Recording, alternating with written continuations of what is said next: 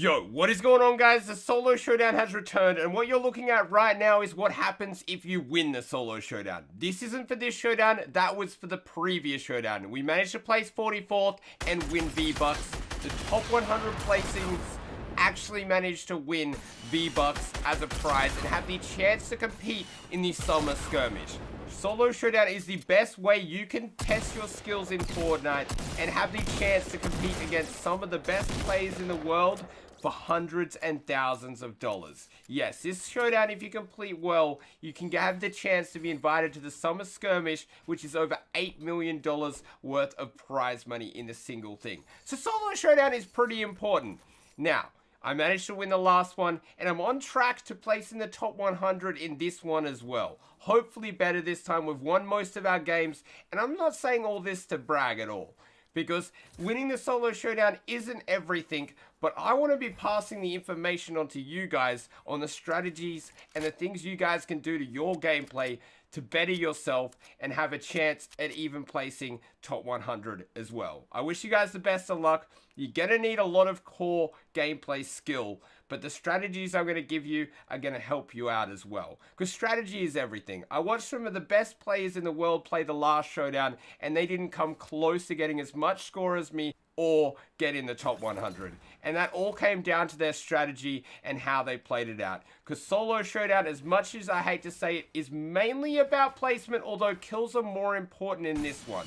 I've managed to win most of my games, and I'm going to be sharing how I've gone about that with you guys. Now, before I get into the strategy and the tips that I'm going to give you guys, I got to mention, this is from my first gameplay, and the very first game, you probably noticed at the start of this clip that I came across two players that were working together with RPGs. Yes, they were teaming, yes, they were cheating, and I've come across it a few times in this showdown, and it even got me killed once, which was super frustrating. Now, if you are teaming, Epic will find out, because they are tracking IP addresses, and they can tell if the same people keep getting in your lobbies. So if you're working together with friends, you won't stand a chance at placing in the top 100. The thing you will stand a chance at is getting banned.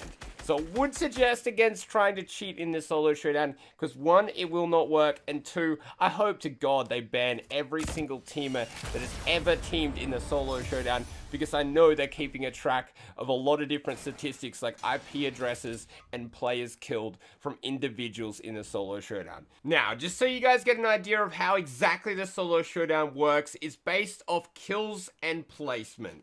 Placement is huge. For first place, you get 100 points. Second place, you get 94 points. Third place, you get 91. Now, once you place out of the top 10, your points go down drastically, all the way down to 25 for dying early at 76, for example. So placement is massive. But kills are also a big deal, as it's 6 points per kill. Although I think you guys can figure out that placement is number one, and that's where my strategy comes in. Typically, I'm about a 6 KD player in Fortnite, and I win about 20% of my games, which isn't the most amazing stats in the world, but the second the solo showdown comes out, I'm a 20 KD player with a 70% win-loss, and I'm going to explain you why that is and my strategy behind it, and how I play the solo showdown differently to how I normally would. Now, starting off with the first tip is pretty basic, and that is positioning. Positioning is huge in this. This is a clip of me just farming up, and I didn't realize until the last second when I heard somebody actually in the house opposite me. So instead of pushing in there like I normally would, with a loadout like a gold pistol and an assault rifle, I have no idea what that player has. Normally I'd push him regardless because my playstyle is hyper aggressive and I don't really care what he has, and I'll challenge every gunfight.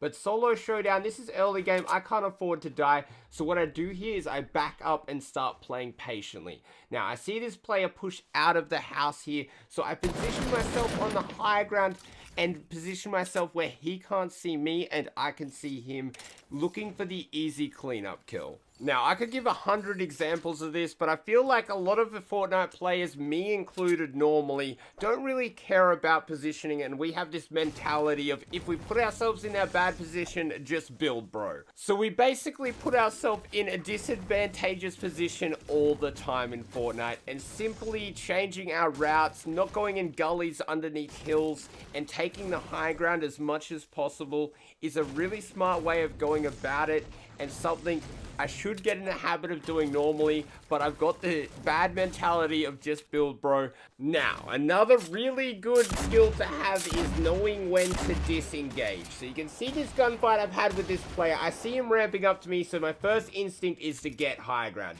Now, this is a very good player, because even though I took the high ground off him, he manages to pyramid and try trap me. Now, I did manage to break out in time, but now another player starts shooting at me, so instantly I'm like, nope. I've got a guy underneath me that's a decent player, and I've got a third guy that's come along that wants a piece of this pie. So the smartest thing I can do in this situation is say, nope, I'm out. And that's me staying alive and leaving them to battle it out. That situation, where it does seem bitchy and I don't normally do, is definitely the right decision in some scenarios. I'm low on health, it's still early game, I don't want to get a bad placing, and I'm sandwiched between players. So I feel like I made the right play. Now, I just threw this clip in here as well, because I feel like some people are playing on different servers. That guy literally lagged about 20 feet away, but people have the idea if they change their servers, they'll have a chance of winning the solo showdown. It doesn't work like that. Epic knows what region you're from. Changing your server will not help you in the solo showdown, because there are winners for every single region. Except NA East and NA West are the one region, which I'm sure a lot of you guys know. Now, another big tip for the Fortnite solo showdown is never frigging run out of materials, as you managed to see me do here. I am in an engagement with a player with 0 mats late game. Now, it turns out this is a Twitch streamer and a high skill player. I think he's got something like a 10 KD, a really good player, and I've got 0 mats in a gunfight with him. This is the only time out of all of my games that I ran out of materials. I spent a lot of the time farming, and if I didn't have 999 wood and a decent amount of brick, I wasn't happy with my materials. Because there's a lot of very high talented players in the solo showdown, and running out of materials, I'm like basically a potato in this engagement. I want to get this win, I want to get these points, but literally this guy's just building above my head, and there's nothing I can do about it. I can win most of my build fights, but sitting here like a couch potato, hoping he jumps down, isn't really the best situation to put yourself in. So if you guys aren't farming materials in the solo showdown, you're doing something wrong. Now, I managed to take this fight with this guy from the low ground, hitting most of my shots, and somehow ended up coming out on top in this engagement. Now, this player that I'm actually up against, fun fact, managed to place just outside of the top 100 in the last showdown. So this was like a battle against a very skilled player, and that's pretty normal in the solo showdown because there is skill-based matchmaking. I'm sure you guys have noticed Fortnite has stated themselves that they hand select the opponents, i.e. you're going up against opponents of your own skill level. So expect some tough matches if you're in the higher tier of players. Now, let's talk a little bit about my loadout and what I choose to use in the solo showdown. A lot of it comes down to personal preference, but I'm going to explain to you my loadout and why I choose it. And it basically always consists of some sort of explosive, and that's because in the meta of the solo showdown, you're going to come across so many people building and so many people in towers that is literally one of the most amazing things to have is some explosives. You see me rocking out with a double grenade launcher, which is a little bit ridiculous, I'm not going to lie, but honestly, it is one of the most overpowered ways to get somebody out of a base and guarantee yourself a kill. But also, you will see me from the time to time pick up the sniper, but you are taking a risk with the sniper because it's really loud. You can hear the thing halfway across the map, so you're giving your position off, and when you're sniping, it increases your chances of being sniped. Now, in all of those clips, you see me using the tactical shotgun. And not because it's the best shotgun in the game, but simply because it gives you an extra inventory slot. Now, I did use the pump or the heavy shotgun from time to time, but the reason I wasn't using it all the time is simply because you get one less inventory slot when using them shotguns. Because if you're running the heavy or the pump, you're going to want to back up SMG, LMG, or just another up-close weapon that can shred. Because the pump by itself isn't that great, but with attack by itself, you can have some attacking power, and it frees up a slot for an explosive, a sniper, or an extra heal, which is why I chose the tac shotgun. Now, for one of the most important tips, and that is circle positioning, which is slightly different to positioning we talked about earlier, and that's setting up in the next circle. Circles work differently now, and they sometimes push out of the zone, which you're actually going to see in this 1v1 fight I have with this guy, because this is a long fight. This guy was a high talented player, and he gave me a run for my money. As you can see here, I'm set up nicely in the circle. He's building up and getting to the high ground and manages to do some serious amount of damage to me and shoot me down from my build.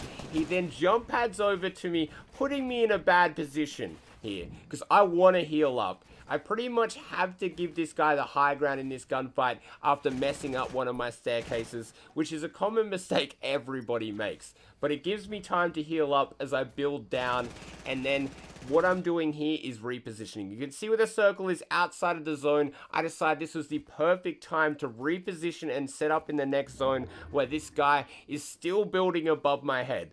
Little bit of overbuild there, but I've positioned myself now somewhere where he has to come to me, as the zone will push outside of the circle. So being the first one to move is a massive advantage in the gunfight. As you can see here, I decided to build up. Knowing this guy is a skilled player, I want to have the high ground in this next gunfight, but he doesn't make it easy for me. He loves spraying down my builds, and I have to reposition as best as I can here to engage.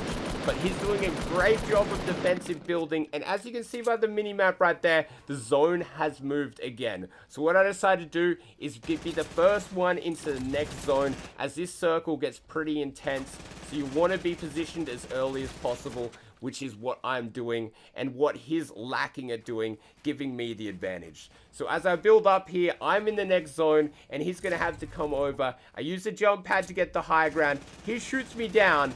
This is just like the most intense fight you've ever seen. I managed to block his build off as he tries to take high ground back off me. But seeing as I had zone advantage, he's the one that had to make the play, giving me the slight advantage in this gunfight. As it goes down, I'm finally the one spraying his walls down. He tries build up. The zone pressure is coming in. I have to move yet again into the next circle. And this is where it all goes down. I finally managed to get the advantage. He comes soaring in at me from the jump pad himself, and I managed to do some serious damage there. So I know this guy is weak and is forced to keep moving by the zone because he was too slow at moving into it, and we managed to get the victory royale. I'm trying to break it down there, but there was a lot of pre-initial moving and being one step ahead of my enemy, and that is the reason I came out on top and won that game.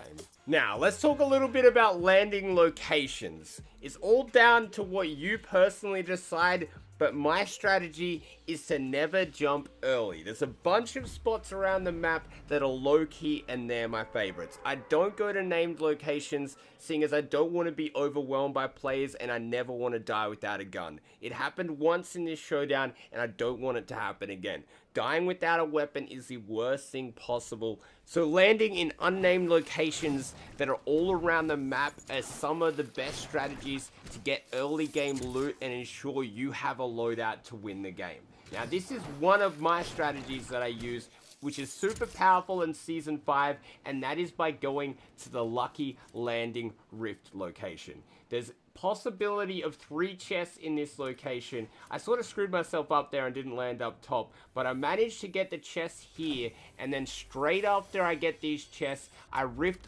over directly to another 3 possible chest spawn location, which is a total of 6 chests early game. Now, there's plenty of unnamed locations that I'm sure you guys are aware of and that have personal favorites yourself, but I thought I'd share this one with you, seeing as dying early is literally the worst, and dying without a weapon, nothing sucks more. Right, one of the final tips is early game positioning. Now, you can see I'm having a look at the map here as I'm on my rift, and I'm choosing where to go. Now, to the left of the map or to the very back would be the best location to go in that situation, seeing as I want to limit my engagements early game. Late game is the best chance for me to start going slay mode, but mid and early game, I try to play a bit more careful and there's going to be people all around the map. You're never guaranteed to be safe and not get surrounded by enemies, but positioning yourself in areas where it's less chance of being populated is the best strategy. I'm used to doing the complete opposite and going slay mode and choosing the high populated areas, but in the solo showdown, I play entirely differently. Hopefully some of you guys learn a thing or two, whether for this showdown or just for winning in general. Now, every playstyle is acceptable in Fortnite. Sometimes I get triggered by campers, but the solo showdown is about who's the best at winning, and playing safe and using strategy to your advantage is the best way, and I understand that. Anyway, if you guys did enjoy this and find it factual, don't forget to subscribe and titty smack the like button, as it does help out the video. Peace out, bros. Have a wonderful day.